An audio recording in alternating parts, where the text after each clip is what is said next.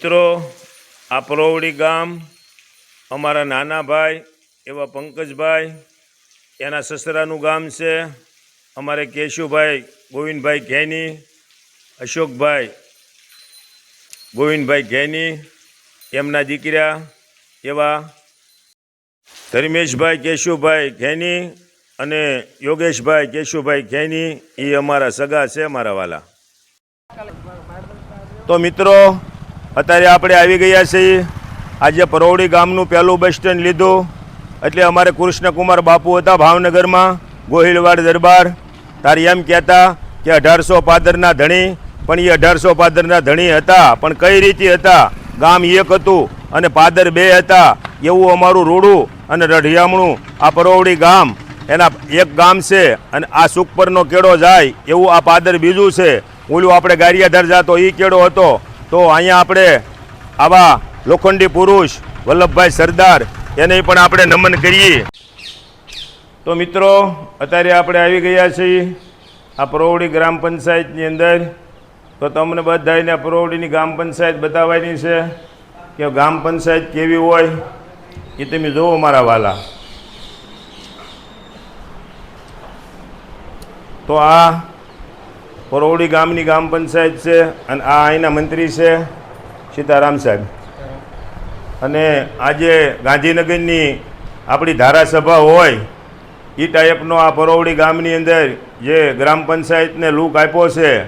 અને અહીંયા કોઈ જમીન, કોઈ દાખલા, કોઈ પ્રકારનું કામ હોય તો જાજુ વેઇટિંગ કર્યા વગરના આ કાકા, આ સાહેબ અને જે આ ગામના પ્રતિનિધિઓ અને આજના જનરેશનમાં આ સાહેબો ફટાફટી કામ કરી અને લોકોને ગમે એવું કામ હોય તો આ પરોવડી ગ્રામ પંચાયત છે.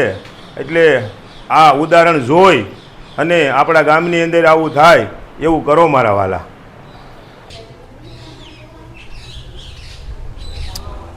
તો મિત્રો અત્યારે આપણે આ બરોબર સેન્ટ્રલ એટલે જે ગ્રામ પંચાયતની સામે આવેલું આ પરોવડી ગામનું રામજી મંદિર.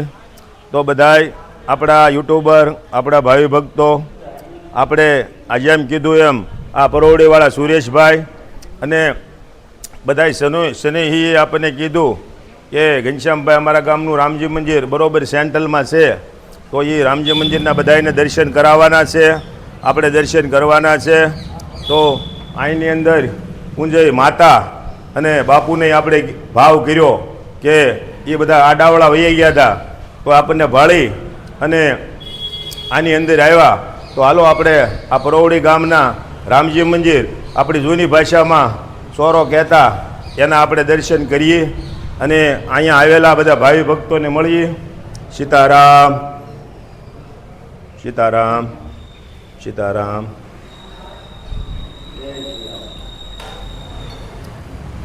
જય સિયારામ.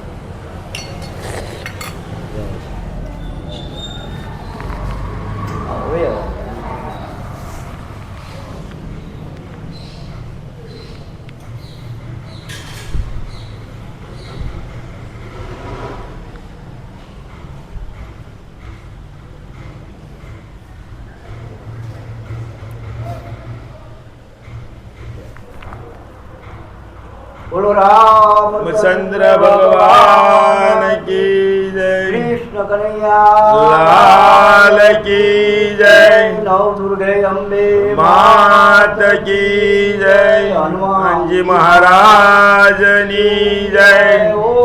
નમઃ પાર્વતી પતિ હર હર મહાદેવ.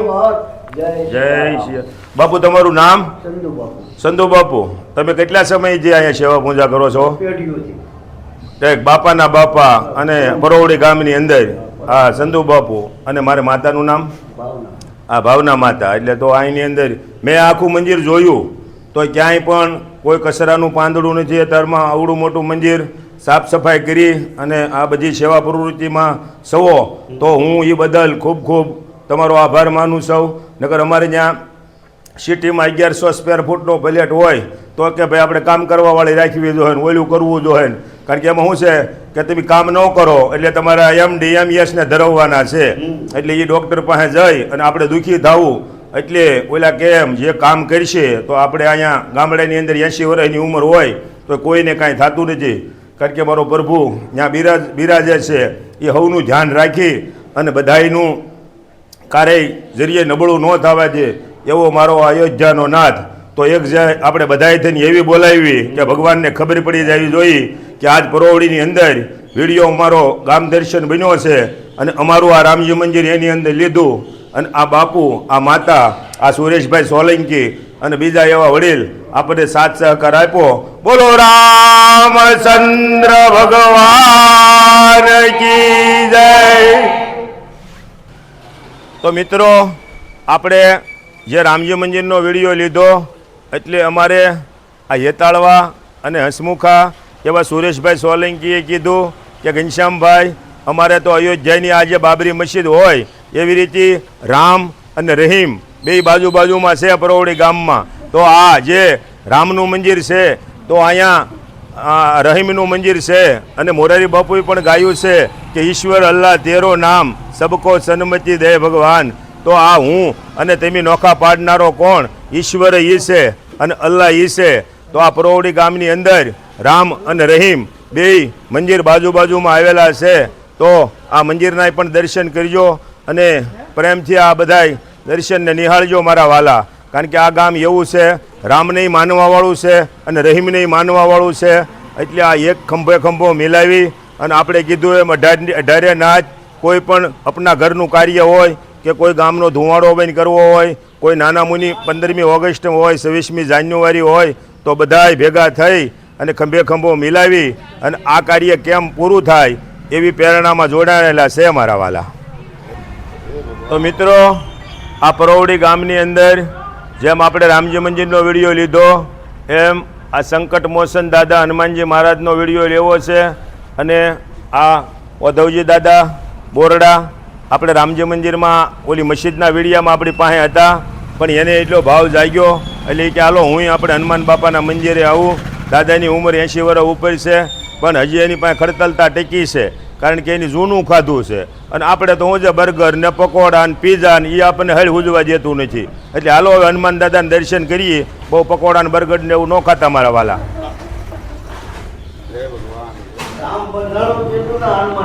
હા, બરાબર છે. તો આ પરોવડી ગામના હનુમાનજી મહારાજ આજે એવો એક જ જન્મો રે એવા મારા રામને રૂણી રાખ્યા. એવો એક જ જન્મો રે એની મારા રામને રૂણી રાખ્યા. એ ધૂળમાં ધામા નાખ્યા અંજનીનો જાયો. એક જ જન્મો રે એની મારા રામને રૂણી રાખ્યા. મિત્રો, આવા અમુક આપણા પ્રભુ થઈ ગયા અને અમુક આપણા ઘડવૈયા થઈ ગયા કે ઈ અંજનીનો જાયો કહેવાનો, એમ છત્રપતિ શિવાજી જેવા થઈ ગયા. એ અમુક માણસો મારા વાલા માના નામે ઓળખાણા. તમે કલ્પના કરો એવા માણસો થઈ ગયા કે જેને માના નામે ઓળખવું પડ્યું. કારણ કે જીજાબાઈનો જાયો, અંજનીનો જાયો. આવા આપણી આ ભારત ભૂમિ કેટલી આ બળુકી હશે અને કેટલી આ લોટકી હશે કે આવા સંત સુરા આ નીપજાવતી કાસું હોનું નીપજે એવી આ સૌરાષ્ટ્ર આ ભારતની ભૂમિએ આપણને આવા સંતો, આવા ભક્તો, આવા મહંતો આપણને આપ્યા. તો બધા મિત્રો ભેગા થઈ અને એક આપણે હનુમાનજી દાદાની જય બોલાવી કે દાદાની ખબર પડી જાય. બોલો હનુમાનજી મહારાજની જય. બાપુ જય ભોળાનાથ. તો ચાલો બધા આપણે જઈ અને નાથનો નાથ ભોળિયા નાથના દર્શન કરીશું. હાલો બધાને આ ભોળાનાથના દર્શન કરાવી અને 1 મહિના પછી આપણે અહીંયા બેલીપત્ર દૂધ એનો અભિષેક થાય. જય ભોળાનાથ, જય મા ઉમૈયા.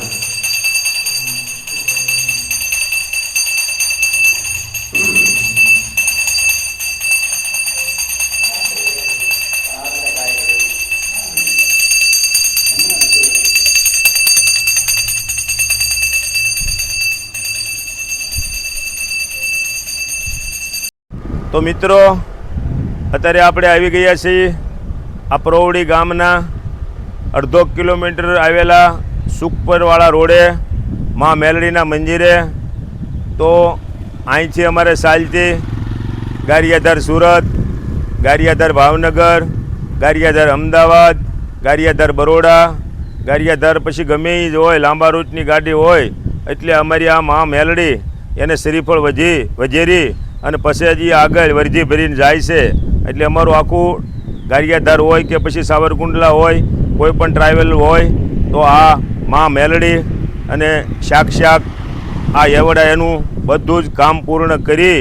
અને આ તો મારી માં હાજે તમે મનમાં વિચારો કે મારી માં કામ કરે તો એ લોઢાના દાંતવાળી કહેવાય. તમારા દુઃખને સાવી જાય કે જે ડૉક્ટર તો એમ માનો કે 11 વાગ્યે આવે પાલતાણા કે ગારિયાધારની અંદર રિપોર્ટ 3 આવે, પણ આ જો જીવ ઉગ્યા પહેલાં જવાબ દે તો એવી આ મારી માં મેલડી.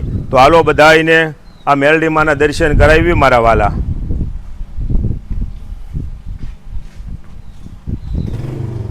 એવી જાજી રે એક માયું મેલડી માત ને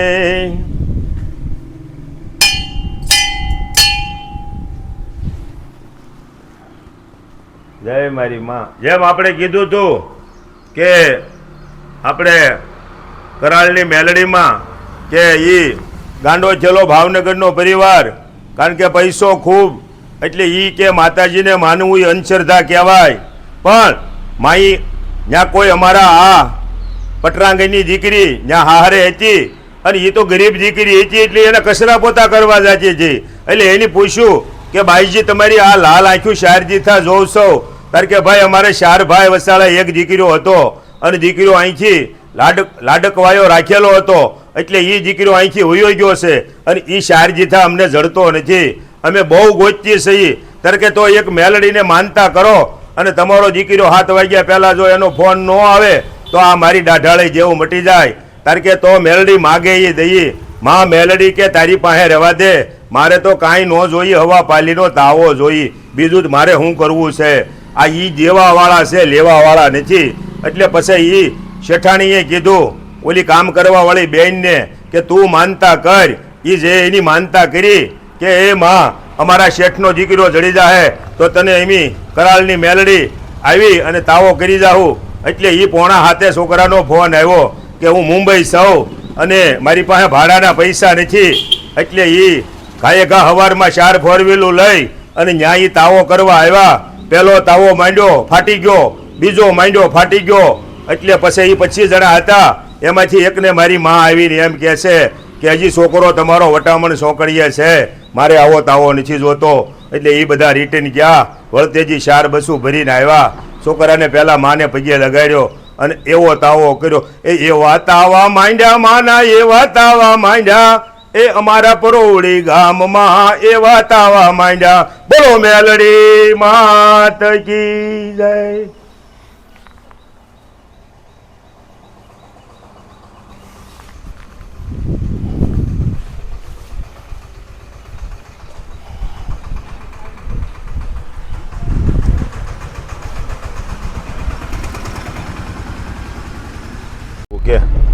તું કે હાલો મિત્રો, અત્યારે આપણે જઈ રહ્યા છીએ પરોવડી ગામના રૂપાઈમાના બસ સ્ટેન્ડની બાજુમાં આવ્યું રૂપાઈમાનું મંદિર. તો આ રૂપાઈના દર્શન કરીશું અને માના આશીર્વાદ લેવું મારા વાલા. તો મિત્રો આ અત્યારે આપણે પરોવડી ગામના એવા મા રૂપાઈના મંદિરે આવ્યા. જેમ આપણી ઘોડિયાર, આપણી નાગબાઈ, વરુડિયાઈ એવી અમારી આ માતાજી પરોવડી ગામમાં બિરાજે છે. તો બધાય ભાવ અને પ્રેમથી આપણે માય રૂપાઈમાના મંદિરે આવ્યા છીએ. તો એના દર્શનનો લાવો બધા મિત્ર મંડળને આપવાનો છે. તો માના દર્શન કરજો. એટલે તમે દિવાળીએ પછી સુરતથી દેહમાં આવો કે નહીં, એટલે તમને નકરો આનંદ જ આવ્યા કરશે કે આ ઘનશ્યામભાઈ પરોવડી ગામ દર્શનના વિડીયામાં એક વસ્તુ આપણને કોઈ બાકી ન રાખી. એટલે આ મા રૂપાઈના દર્શન કરીશું મારા વાલા.